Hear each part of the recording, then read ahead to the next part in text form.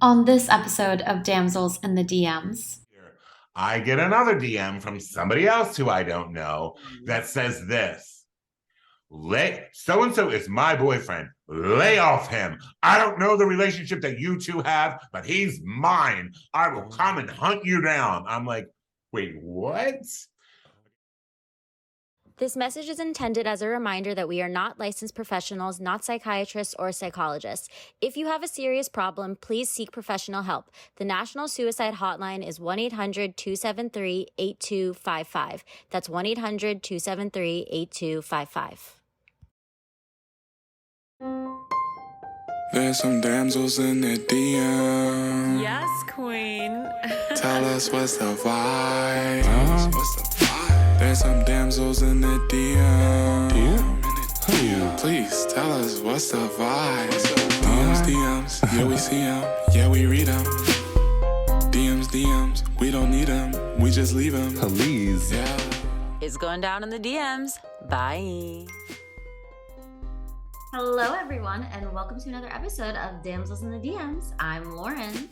And I'm Alejandro, and today, oh my goodness, what a gift. We have Teddy Margas, writer, comedian, actor. What a gem. Seriously. Like, I could not stop smiling. I could not stop laughing. Like, he is just a bundle of joy and wisdom. Oh my gosh. We talk about following your path a lot on this podcast, and I feel like Teddy is the perfect example of just sticking with it, knowing what you're meant to do, and just continuing to follow your passion no matter what the odds are. And I think it shows, like, if you care so much about doing this career, then you can have it. I feel like he's the perfect example of that. Absolutely. Holding oneself accountable for the things that we get ourselves involved in and committing to seeing something through to its fruition. I think there's so much to learn from this episode, so much to laugh at, so much to appreciate. Oh my goodness. Let's get into it, shall we? Well, one question, Alejandro. You know, the DM of the week did ask, what's a song that makes you feel like you're kicking ass? I'd like to hear from you. What's a song that makes me feel like I'm kicking ass? I'd have to say, I'm drawing a blank. What's yours? Bossy by Kellis. I really asked you because I wanted to share mine, because I'm so passionate about Bossy by Kellis that, like, anytime I have to do something hard, including on the set to Define and Godot, I have to be blasting Bossy by Kellis. I live. Well, you know what? Most recently, I know Shania Twain came out with a song called Giddy Up, and that has me feeling very confident and full of energy. So I'd have to say, yeah, Giddy Up by Shania Twain. And what's the song that gives you all the feels? Well, the feels. Oh, I defer to you. Give me a moment. My goodness, these impromptu questions. Oof, Oh, I'm really getting you today. Okay, in Hamilton, have you seen Hamilton? Yes, yeah. Okay, so you know, like, in the ending sequence, when it's like Hamilton has passed away and they all come back on stage to talk about Hamilton's accomplishments, and his wife Eliza starts singing, and she's like, "The orphanage." That song, oh my god, that makes me so depressed. Wow. Because Eliza lived up with his memory, you know, it's so nice. You know what? Speaking of musicals, are you familiar with Joseph and the Amazing Technicolor Dreamcoat? Hell yeah. The one where he's like, I close my eyes, drew back the curtain. That for some reason, it was like a week or two ago, I was reminded of that musical and of that song, and I put it on, and like instantly, I went back to my childhood self, and I remember like memorizing the lyrics, getting so obsessed with the words of this song, of all the songs really in that musical, but that particular one gave me a load of feels that I was not expecting, but really excited to experience in that moment. So beautiful. Speaking of kicking ass and giving us all the feels, let's get into it with Teddy. Let us. Oh my God, Teddy Margas, hello. How are you? Hello. Hi, how are you? I'm Alejandro, I remember you so well.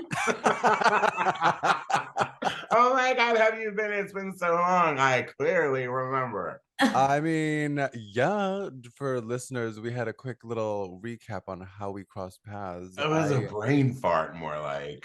A brain fart, I mean, hopefully heard around the world. We'll see. Like a A nice airy moment, yes. Well, no, Very it airy. was beautiful when I first saw you perform in person. It was via Maria de la Ghetto at Yes. a comedy show, and you were doing a bit where you embodied a Karen who was Yes. doing readings of Yelp reviews, Oh and my it God. was Yeah, hilarious. Karen's gone wild. It's an insane. That's an insane journey. How that even came about. But the funny thing is I've only recently, since the pandemic, started doing the Karens Mm. because I don't know. It was a show, and we take like so it's called social media meltdowns, and we find stuff on social media that you kind of, oh God, I wish I didn't do that. You ever see somebody go off on social media Oh, and you're yeah. like, what is this person doing? Like everybody's reading this. And so we find them and we literally read them. And so I always like to do something a little more creative. I found this rant, well, this Karen was going off on like these national monuments and writing Yelp reviews like about the Great Wall of China. And I was like, is she kidding me? Like she was like, we were at the Great Wall of China and no one speaks English. I'm like, well, you're in China, And so to make it more creative, I found like this. I'm very much into wiggery. I found this wig that was cut like a Karen cut, and I put it on, and I'm like, oh God, I really look like a Karen. And I read them, and it did really well. So people started to ask me, can you do Karen at my show? Can you do Karen at my show? So for some reason, when can you do my podcast? I pictured somebody else. And so it's really, your brain is a really amazing thing. Because when you think of it's one person and then you like, okay, well, where's that guy that I was talking to? And like, oh, it's you. And then it hit me. So yes, it's early here. I'm back in LA. I was just in New York. Nice. Anyhow. How was New York? Warm. I went to my family lives in Florida. My parents are in Florida, so I went to Florida for Christmas and then New York. And I was so panicked. I was like, okay, I'll pack 2 suitcases. I'll pack a New York suitcase and a Florida suitcase. Florida was freezing, New York was warm. I was so confused. It has been warm lately. I'm in New York and it has been like warmer than I expected. I was skiing before and that was freezing, like blizzard level. And I was in California for skiing and I was like really thrown off that I went to California. New York is warmer. What is happening? I have no idea what is I was so excited because I haven't worn a coat, I want to say like in 15 years. Oh my God. And I got the cutest puffer coat and I got skinny jeans to go with a puffer coat. And I got a cute little scarf and gloves from REI, which I will never go back to again. And it was just, I was so excited. I didn't need it. The Like a worst cute little feeling. blazer was enough. I didn't need my New Year's outfit because I got snowed in a blizzard. So I will never wear that cute sparkly dress for the all. Oh, okay. You can send it to me. I'll wear it. Okay. Okay, so I know our listeners are like, who are you? Why are you here? Like, please tell us everything. Tell us about your background, how you got into comedy. We want everything. Oh my God, everything. This is a long, long story. I grew up a poor Puerto Rican child. No. I was born and raised in Philadelphia, Pennsylvania. I'm from Philadelphia. Where? The main line, like right outside the city. Oh, you're so mainline, Lauren. You are so mainline. The main line for us who grew up in the city is like, oh wow, Lauren. To be fair, my roots are Drexel Hill, like Upper Darby. Oh my God, do you ever eat a Drexel Hill pizza? Hell yeah. That's my uncle. No way, really? Wow, that's really close to where my house is. I went to school on the main line, but like where I really started was like Upper Darby, Drexel Hill. I'm actually filming somewhere in this summer in Drexel Hill because I'm Darby. Wow. Yeah. This is such a small world, isn't it? Yeah. So where in the city are you from? I grew up in Northeast Philadelphia and then ended up, as soon as you're like able to drive, you go downtown Center City. Right. And so I lived everywhere in Philly. I lived in Northeast Philly. I lived in South Philly. I lived in Center City. Like, so I was like everywhere trying to find who I am. Who am I? Who am I? South Street, when South Street was cool. Yeah. And so I've always been a performer. I like to, this is a crazy story, but I don't even know if it's true because it's something that my mother told me, but I didn't come out of the womb until 11:31. My mother was in labor forever. And I was like, what does this have to do with anything, Mom? She's like, you'll tell this one day on one of your little talk shows. And I was like, well, just tell me. I wouldn't come out until the Tonight Show theme came on, according to her. I was in labor. She was waiting. So to calm her down, they brought a TV into her hospital room. They turned on the Tonight Show. And as soon as it was like, I was like, here I am. So I think I've been a performer since birth. So I've always wanted to perform. I was in every single school play. I was the class clown. I went to a performing arts school in Center City, Philly. Just always wanted to. I tried everything. Wanted to be an actor. I moved out here a long time ago, and it just wasn't like working. For some reason, I thought you'd get into town, your drugstore, you drink a soda, you get discovered, and like within a year or two, I gave myself 2 years to try to hit, and that wasn't working. So then I thought, well, let me try writing, and so that wasn't working. And then I like, forget it, I'm not going to do it. I ended up being a travel agent for a year and figured, what am I doing? And I moved back to LA and said, this time I'm going to be like focused, and I'm going to just create my own content, which is what changed everything. Rather than hoping that they, bugging them, knocking on doors, I'm going to find a theater. I'm going to do anything that I can without having to audition, and then hopefully they'll come to me. And then that is what happened. Wow. So comedy was easy because you don't have to audition. You just have to be funny. And I knew I was always funny. I just kind of figured out how to put it into an act. And then from comedy, I started getting auditions, and then and it just started to just snowball. So everything that I wanted to do that I thought I wouldn't do started to happen again through comedy, writing, producing, and acting. I want to know, what were some of the first pieces that you did when you were in those beginning stages? What were they like? Last time at Thanksgiving, I was visiting my parents in Florida, and my mother had this huge box of VHSs, and she taped everything that I did. And I just recently, like 2 weeks ago, wanted to transfer them to like MP4s. So I have been immersed in my content. And oh man, some of them I can't even look at. Hairdos, what was I thinking with that hairdo? Outfits, are you insane? I used to have this image that every time I would go on stage like in a tux. I thought it was like Dean Martin in a tuxedo and a tiny martini glass. And this is like if I were hosting the show. And then I would leave and I'd come back and the martini glass would be bigger. And then I would leave and come back, and then and then eventually I'm with the last thing is one of those giant. I thought that was the funniest thing in the whole entire world. Thought it was the greatest bit ever. Just went back to watch it and I thought, this is ridiculous. This is so it wasn't funny. And I thought, because I'm a method actor, I'll use real vodka, not water. Hello. By the end of the show, I'm like, I gotta stop. So I learned one drink tops before you perform, and then afterwards you could have all that you want. And stop trying to produce yourself. Don't be real, be you. Because there's no other you. Even like so many people are like, oh God, he stole my joke, or oh, I can't believe it, he's talking about the same thing. And that happens in comedy a lot. But if somebody's got like a fine-tuned perception as to, oh, that's funny, or we're all gonna think the same thing is funny, because we all do. And a person who watches comedy goes, when you go, oh my God, that's so true.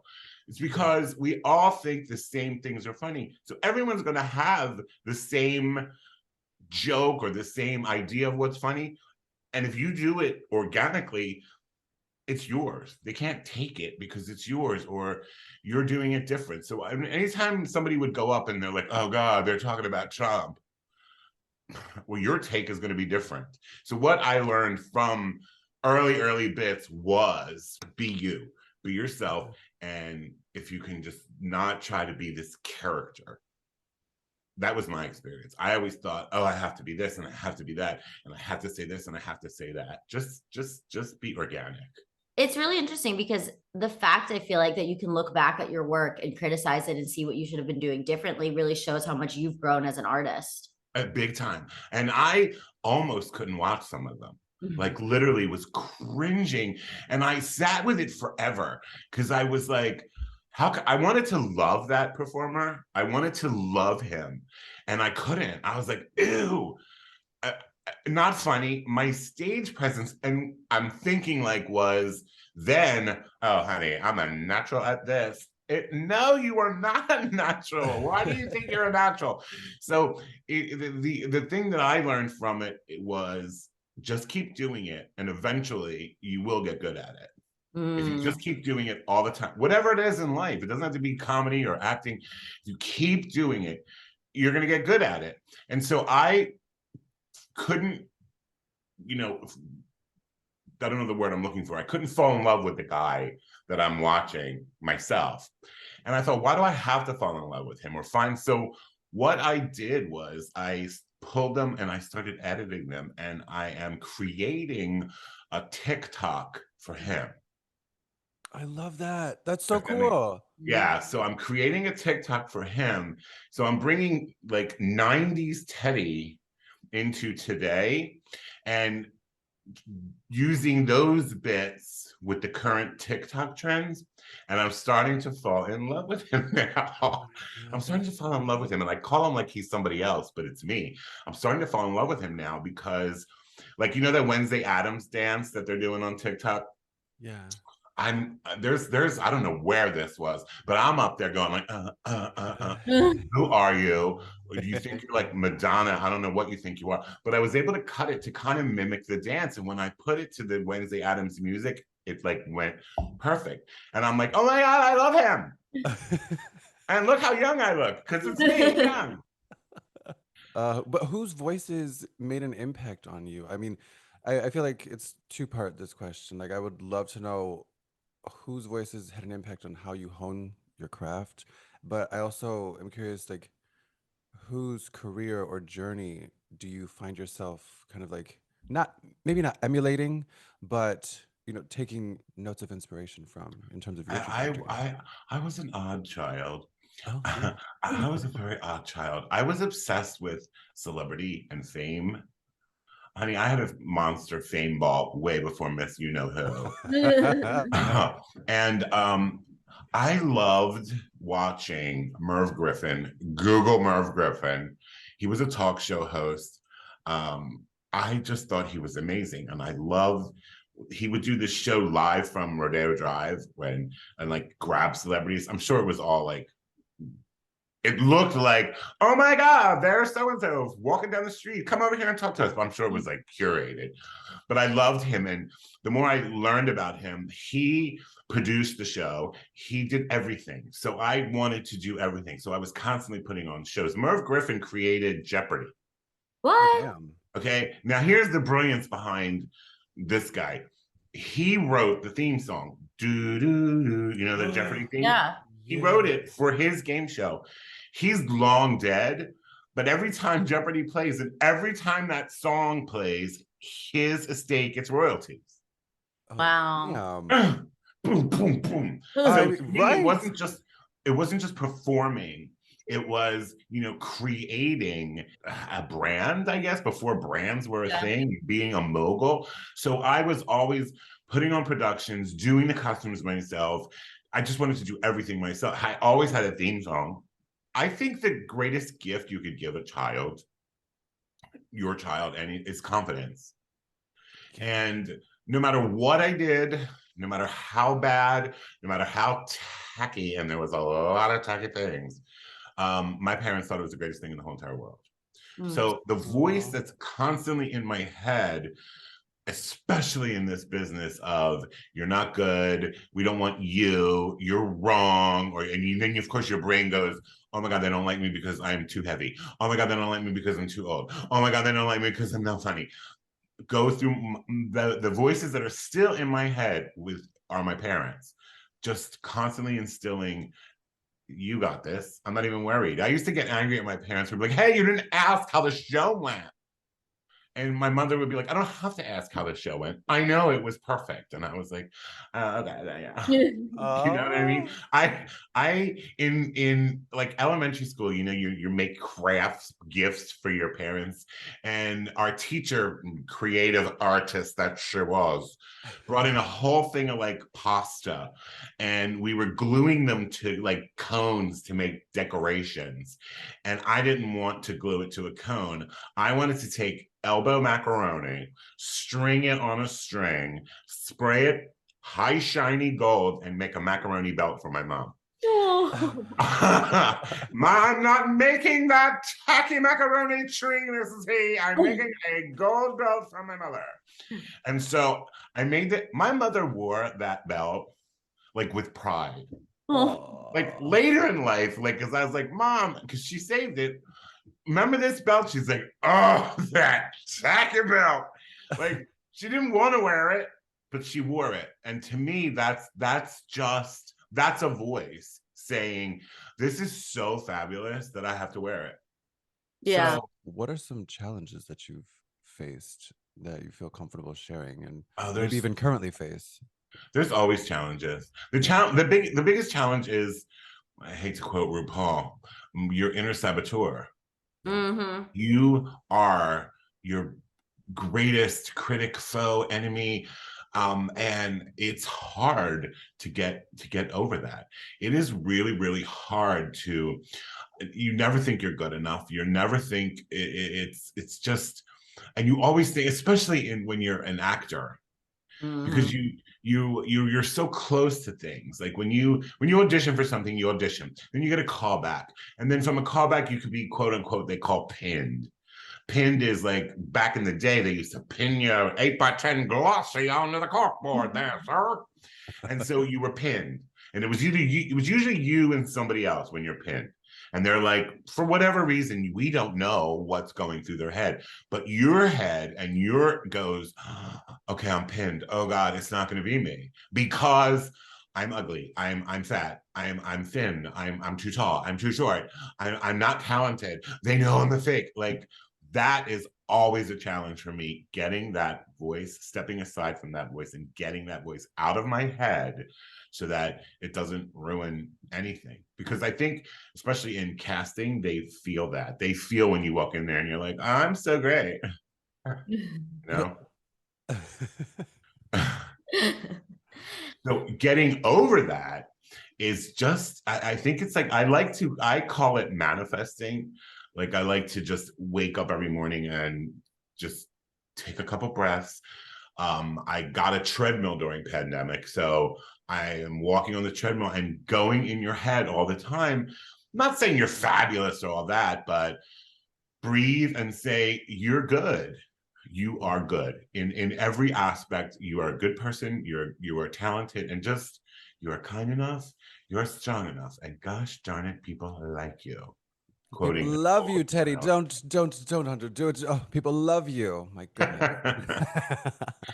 In the morning in the mirror as I'm brushing my hair, 100 strokes. People love you. People love you. Well, speaking of strokes of hair, whether they be wig or real strands, what's part of your morning routine aside from manifesting? Or healthy habits that you Or feel healthy you habits, have to yeah. do every day that make morning routine. Speaking of strokes.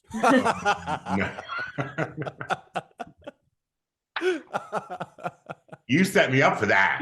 Well, I mean, I teed it up fine. Well, I mean, this is crazy. I don't drink coffee. Wow. I never have.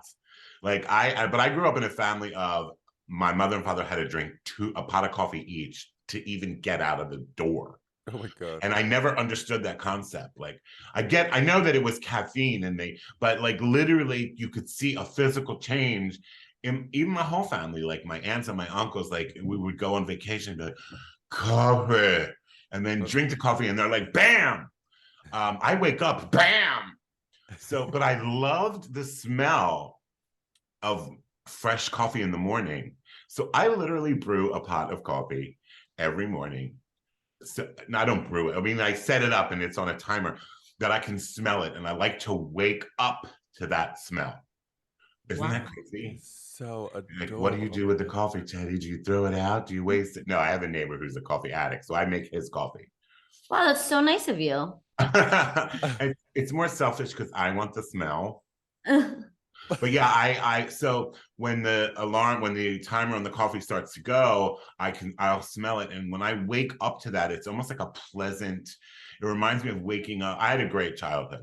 So it reminds me of just waking up in my childhood. So I wake up, I'll lay in bed for a little bit. Lately now it's like get on the phone, check all that. I try not to do that. But the first thing that I have to do is get on the treadmill because I hate working out with a passion. And I know everyone says that they do, but I was like, oh, I dread it. If I have any seconds to think about it, I won't do it. So it's like smell the coffee, wake up. I don't even shower, brush my teeth, right onto the treadmill. That is what that is my, but on that treadmill is like a meditation for me, because that's when I can start doing my, you're good, you're great, you're this, you're going to tackle this day, you're powerful. And that's basically my morning routine. Did you have siblings growing up? Yes. How many siblings did you have? I have a sister who's younger than me and a brother who's younger than the two of us. Oh. So I was the oldest boy in a Greek family. That's like, you're the king, you're the king, you're the king. And then I had a sister and she's the queen, she's a girl, she's a queen. And then I had a brother, oh my God, you're the baby, you're the prince. So all of us had our role in our family. And they moved from Philly to Florida, your parents? My grandparents retired to Florida. Okay. And then my parents, when they retired to Florida. And my brother and sister can't live without their mommy and daddy. So when they got married, they said, I guess we're going to Florida. I'm like, why are all you cool people in Florida, yet Florida is Florida? I don't understand. But okay, you go to Florida, you do. So when you went through some of the challenges that you talked about earlier, did you ever have a moment where you felt like, I can't do this anymore, like giving up? Oh yeah, all the time. And I actually gave up once. Well, this career at least. I'm not a quitter. I am I don't even know what you would call it. I won't start something unless I know I can finish it, because I don't want to quit it. I know a lot of people start a million things and never do it. I start a couple things because I know, okay, I'll do it. And it's something as simple like, okay, I'm going to eat very healthy. Not today, because I know I can't, but give me a day or two. Let me like get it all up in the body and let the body feel the molecules go. Okay, we're going to do this. And then I'll start it. Because once I start it, it's got to be done. I quit this business once. I quit it because I just was like, I'm not being creatively challenged. I don't understand the process. And I just was like, forget it. I don't want to do it. And I moved out of LA. I moved back to Philadelphia, became a travel agent. I said that earlier. And one day, and I didn't mean to become a travel agent. Like literally, I was helping a friend organize his office, and the phone would ring and they were busy. So I would be like, do you want me to get that? And I got it. And then they were like, hey, why don't you come in a couple of days a week and answer the phones for us? I was like, oh, sure. Okay, no problem. And then people would be like, I want to book from here to here. This is when you were doing your own travel. You had a travel agency, not online. And then one day they were like, hey, why don't you take the travel agency course? We'll pay for it. And I became a travel agent, and I didn't realize it. It just kind of happened all within like a year. And then one time the phone rang and I answered, and the woman on the other end said, hi, I need to speak to a travel agent. And I said, I'm a travel agent. And when I said it, it's the first time I kind of heard it. And I was like, and I quit that day. Damn. Wow, really? That day? Huh? You quit that day? I quit. I gave 2 weeks notice that day. Wow. Because I thought that was never even on my rate. And I didn't hate it, but I thought when I heard me say, oh, I'm a travel agent, and that everything, like nothing, it wasn't that I don't want to knock travel agents. It was just not something that I ever thought I wanted to do. And it just happened. When I heard it, I thought, I don't care how bad you get on stage or how bad you feel about yourself, you're never going to feel as bad about yourself as you did in that moment. In that particular moment when, once again, not poo-pooing travel agents, it just wasn't something that I wanted to do. And it was like, and I remember it so vividly, holding the phone going, what is happening? And so I gave 2 weeks notice and moved right back to California. And that's when I said, I'm going to move back, and I'm not going to be knocking on doors. They're going to knock on my door. And the only way that they can do that was I'm going to just put my product out there. Wow. This How was long before- ago was that? When 99 was turning into 2000. Wow. So it was kind of like the whole world, Y2K. Revolution. Oh, the whole world was like, we're gonna die on the stroke of midnight on 1999, and all the banks are gonna be zero, and then we're gonna lose all our money. And I'm like, not me, honey. I'm going back to LA. See you later. Yeah. So I remember coming upon you and your work. This was, oh my God, back when I was keeping up with Hey Queen, and I think Hot Tea, was that what was? Hot Tea. Hot Tea was like the sister to Hey Queen. Mm-hmm. Yeah. How did you get involved in all of that work with Johnny McGovern? This is, once again, this is like, if you build it, they will come. Yeah. I had a show. I love West Hollywood. That's where I live. I don't think I will ever leave West Hollywood, although I say that and cut to, I'm leaving. And there were no comedy shows in West Hollywood. None. Like, if I had to do comedy, I would have to go, like, I would go to downtown LA, or I would go to the heart of Hollywood, or, I mean, the Improv's in West Hollywood, but it wasn't like, it was a big, I wanted like a cute little intimate cabaret show. And I started a show at a bar called Foo Bar. And it was called the Mikey and Teddy Show, because I had like a comedy partner.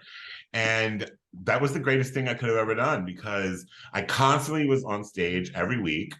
I had a place to perform, and I met hundreds and thousands of comics. And Johnny McGovern had just come from New York, because he was a New York comic, and he was on the Big Gay Sketch Show, and he was on the Ricky Lake Show. Like, he was like established, and he contacted me, I think either MySpace or Facebook, I don't remember. And he said, like, I hear you run a great show. I would like to be on it. And I thought, who wants to be on my show? And he came and did it, and we just became friends. And it started with, hey, I need somebody to come in and play the reporter on this show. And I was like, because he has like so many shows, he's constantly.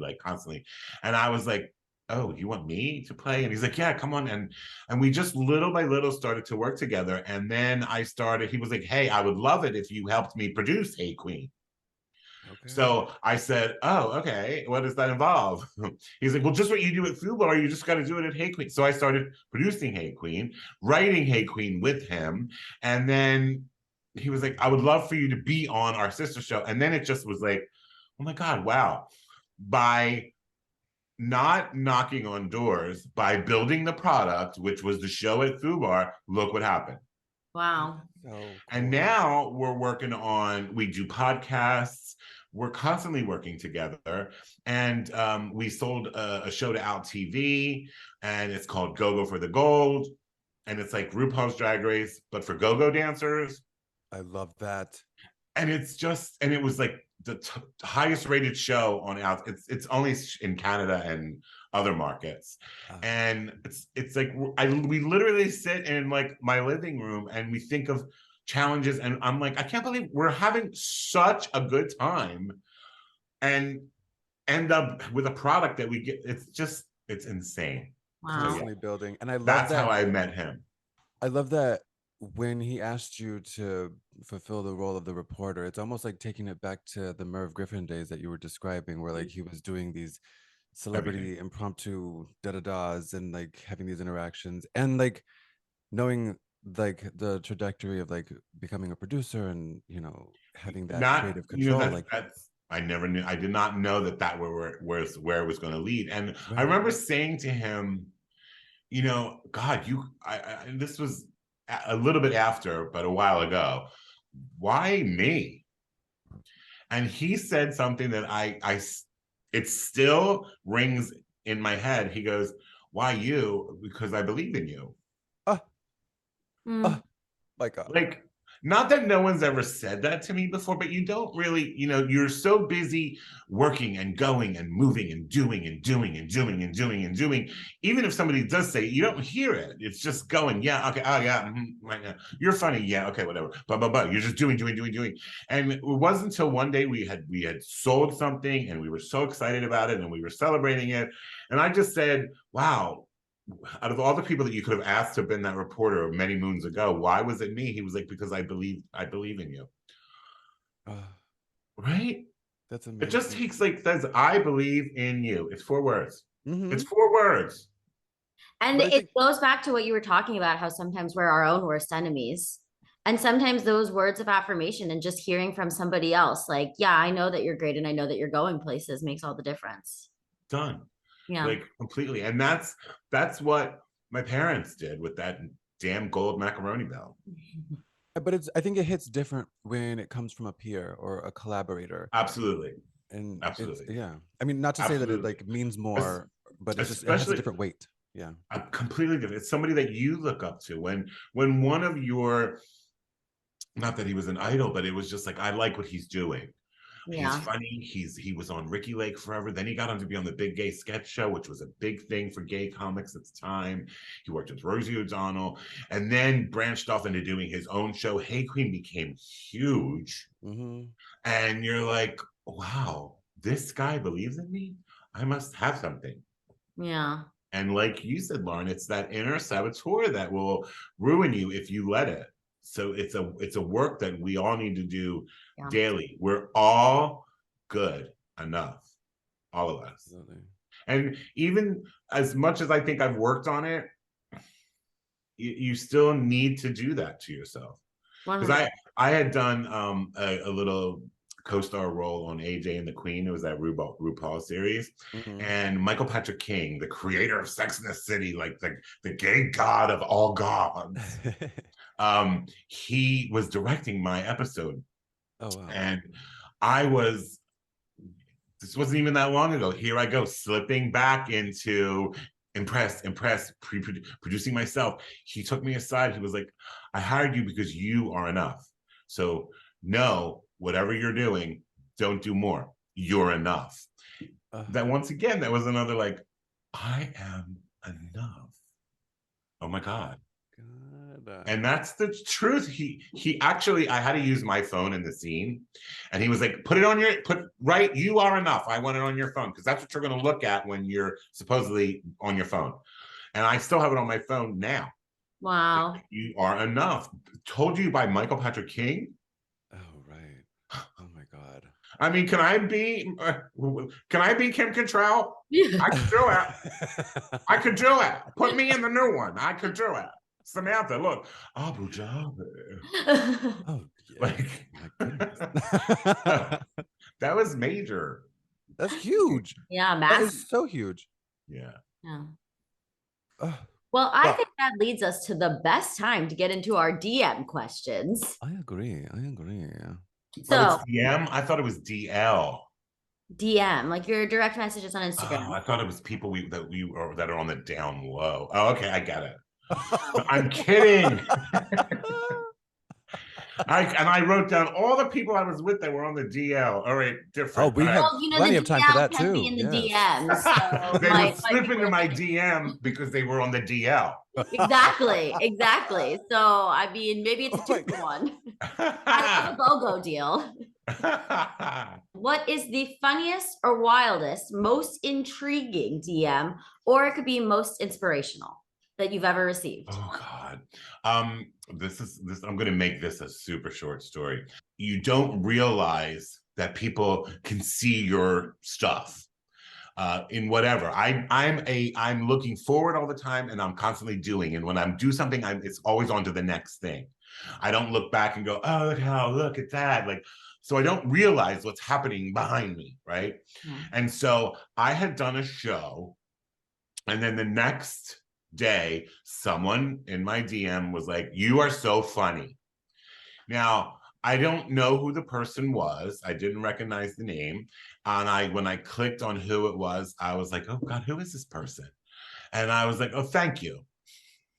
But I should not have answered, but I did. And then we got into like a conversation, and he started talking about things that the parts of the comedy that I was doing. When you said this, I thought it was really, really funny. So I'm like, oh, so he was at the show last night. Oh, okay. Oh, so this guy's cool. So I asked, hey, why didn't you come up and say hi or something? And he goes, where? And I was like, at the show. And he's like, what show? And I'm like, oh my God, what is happening? Turns out, very long story short, I had done this comedy special with a bunch of other comics that was then sold on it was sold on Amazon Prime. And I only did 7 minutes. So I just didn't think anything. He had seen that, saw my name, and then DM'd me. Okay. I always go, oh God, I don't know these people. I have to be cautious now. All right. So then the guard goes up. Like, then you go from, I thought I knew you to them. Then it was, hey, I want to do comedy. Help me. Oh. I'm going to send you clips. You tell me if they're funny. And he was sending clips. And oh my God, they were not funny. And I was like, oh God, how did I get into this situation? Even super long story short, a couple of weeks later, I get another DM from somebody else who I don't know that says this: so-and-so is my boyfriend. Lay off him. I don't know the relationship that you two have, but he's mine. I will come and hunt you down. I'm like, wait, what? Okay, 2 guys living in Podunk, wherever, watching this like gay list thing that I was on. The one is DMing me. The other one sees the DMs, not dirty at all, thinking we're having an affair. I'm like, okay, that's it. Cut it off. I just cut it. I stopped talking to the people. Then they started coming in constantly, nonstop. Why aren't you talking to me? The boyfriend, you better not be talking to him. I'm like, oh my God, what is happening? My comedy partner at the time, Mikey, from the Mikey and Teddy show at Foo Bar years ago, says to me, did you ever Google these people? Like, who are they? Because I would be like, I'm kind of worried. They were from, I don't remember where, like Alabama or something. And they were on the lam. They ran a meth lab in their basement of their home. The cops raided it. They left town, and I could tell you where they are because they're DMing me. We're coming to California and making us comedians. We're now in wherever, Texas. And I'm like, oh my God, do I go to the police? What do I do? Help me. I went to the West Hollywood Police Department, and they were like, well, there's really nothing we can do. I'm like, okay, hello. They had a meth lab in Alabama, and now they're looking for them. And now look at my GMs. They were in here, and then they were in here, and then they were in here. And then I advertise where my show is, and then they can come to my show and they'll probably kill me. The cops were like, get this guy out of our office. That was the craziest DMs. Eventually, I had to like be like a real dick and be like, stop contacting me. Be done. They still live here. Whoa. Like, I didn't unfriend them because I wanted to keep an eye on them. Yeah. But they still live here. Do you know if they've ever popped up at a show of yours? I'm sorry. I don't know. I have no idea. You know, there was a time there when I would be on stage, like, are they here? Like looking, like I couldn't be in myself because I was like, someone has a gun. We're gonna have to start doing a metal detector at Foo Bar before the show. God. But how did you know that it was them? Like from the news articles? Their pictures, they had their picture in the paper of the Alabama Gazette.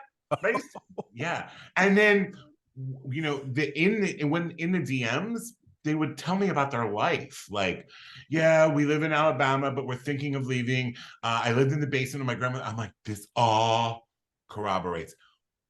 Their names, and then their names were in the paper. So I'm like, oh my God. Yeah. So now when someone says, enjoy your show, they don't even get a heart. How did you end the conversations? With them Yeah. at the end when it was finally over. Like, how did it be like, okay, I can no longer talk to you? It was just that. I was like, look, you watched a video that I was in. You started our conversation. I'm ending our conversation because I don't know you. I don't know who you are. I don't know anything about you, yet you want all these things from me. They were even at one point, can we crash with you? Both of them. Can we crash with you? My goodness. Because no. we'll be in around LA in like 5 days. What? You don't even know me. What the hell? Know me alone. Jeez. Damn, I am glad that I asked that. That was a Really? And I'm glad you responded to my DM. My goodness, thank you for coming on the pod again. I know. Wow, you're lucky, Alejandro. You're I lucky. really am. Alejandro, is that a meth lab behind you, or are you just happy to see me? Well, I am concocting something back here, but the mystery still remains. So we'll see how it shapes up. Oh, Now I'm scared.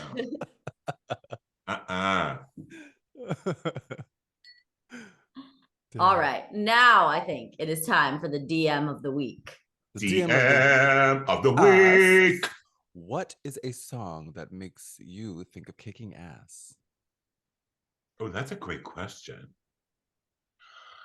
Tell us. Okay, I'm not into musical theater at all. Mhm. I grew up in the acting track, and we used to make fun of the musical theater track. Same, this is me. Right? Mhm. But for some reason, there are the songs that give me like I feel powerful. I can feel the power coming through my body. Are like Jesus Christ Superstar from Jesus Christ Superstar. The anything from Evita, like but the one thing that just makes me want to just kill it all is I just want to fucking dance. I don't know if you've ever heard it. I don't even remember the name of the lady who sings it, but it was from a Broadway musical. It was called the Jerry Springer musical. Oh, wow. It lasted, I think, 2 hours on Broadway. But this song came out of it, and it's the lines are like, I don't give a fuck no more if people say, and then it goes into this powerful a dance like it's a really it's very gay, but sounds amazing. it's called I Just Wanna Fucking Dance. That's the name of the song. That was like this. It's the one thing out of that Broadway show that kind of like took off. And if you YouTube it, there's a video of, I mean, a million dance numbers from cinema. And to watch it, you just want to get up and just do. And every time I hear that song, it just puts me in a, I got this, honey. I got this. I absolutely love That it. was Oh, that might have been your gayest answer ever. what's a song that gives you all the feels? I don't have feels.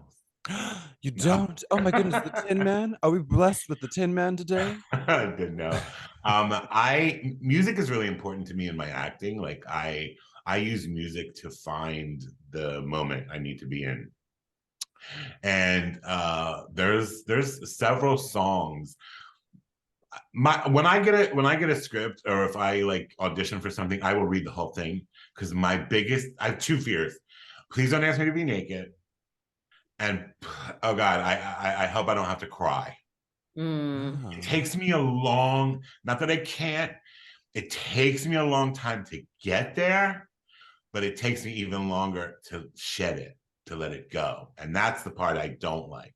I don't mind getting there because we'll get it on camera, we'll get it on film, it'll be great. But it takes sometimes like days for me, because I'll really go there. And there's a lot of, my parents are Greek. My dad is from Greece, so I grew up with a lot of Greek music. So there's a Greek song that I'll just fill up. Like it's not that hard for me to get there. And for a song that everyone would know that would put me in the feels, it's like a 70s song that I didn't even like, growing up as a kid, but I hear it now, and it's by Nas, and it's called Love Hurts. Cher covered it, but hers doesn't make me cry. Interesting. But it's a song about love, how love hurts and love wounds and love scars. And and the way the guy sings it, he's almost wailing it, and the guitar is wailing, but it's look it up, listen to it. It's like and I literally feel it here, you know. Oh, yes. And and then my body starts to tingle, and if I just concentrate, I can well up. Wow. So that's the song that I use. If I have the Greek songs, but I have like a playlist of songs if I'm asked to be crying. I know we can catch you on AJ and the Queen, on Dahmer, but how can our listeners stay updated and keep up with all that you're doing? Everything I do on my Instagram at Teddy Margas. And I do have a TikTok, which is at Teddy Margas. And that's where I post wherever I'm going to be performing and what's going on. And now, everything stops for the holidays.